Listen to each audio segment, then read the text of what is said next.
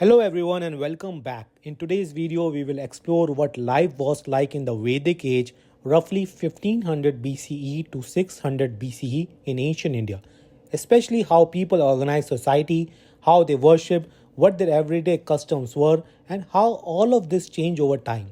Let's start with the early Vedic period, about 1500 to 100 BCE. During this time, so the society was mostly tribal and pastoral, meaning many people were moving with cattle, living in clans and small villages. Religion was based on nature worshipping.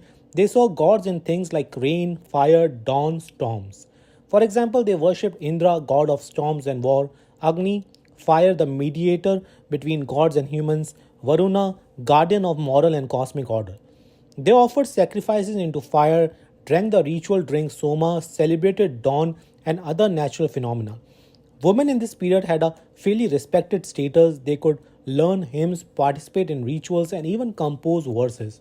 Social structure was not very rigid yet, though distinction existed, they were more flexible. For example, there were early signs of the four Varnas: Brahmins, priests, Kshatriyas, warriors, Vaishyas, farmers or merchants, and later Shudras, laborers.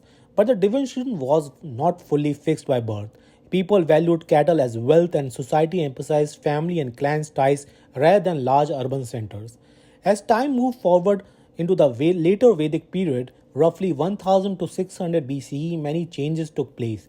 The Aryans settled in the Ganga Yamuna plains, agriculture became important alongside cattle rearing, iron tools spread, crafts developed. With the economic and social change, the ritual and religious life also became more elaborate. Sacrifices grew in size and complexity, priests became more specialized, the number of ritual increased, and offering included animals in some cases. New gods and religious ideas started coming up. For example, Vishnu and Rudra began to gain importance. Rituals were no longer just simple domestic ones, but public, grand scale, often linked with kings. Also, the social structure hardened, the Varna system became more rigid, the ashram system, four stages of life, studenthood, householder, retirement, or forest dweller, renouncer, become more defined, though primarily for upper classes. Women's status began to decline compared to the earlier period. Their participation in education and ritual dropped. They were more confined to home life. The idea of Gotra lineage, marriage rules, Anuloma Pratiloma, and ritual purity started taking stronger shape. In terms of household and social custom, marriage was important with different types recognized, like a love marriage, arranged marriage, or others. And widow remarriage existed in some form earlier. Rituals marked many life stages: sanskaras, birth, naming, initiation into study, upanayana for twice born varnas, marriage, death. Joint families were common, and respect for elders and ancestors was strong. Worship and rituals were an integral part of daily life: fire altars, family offerings, prayer for cattle, children, health, and rain. The sacredness of the cow was clear. For example, killing a cow was a taboo in many communities. The society remained patriarchal overall, with men dominating religious rituals in public life, but the early period offered more mobility than later times. Religiously, the idea of dharma, duty, correct conduct, truth, satya, and the cosmic order were central. The priest played key roles, rituals bound society together, and yajna sacrifice was the hub of religious life. Over time, philosophical ideas began creeping in.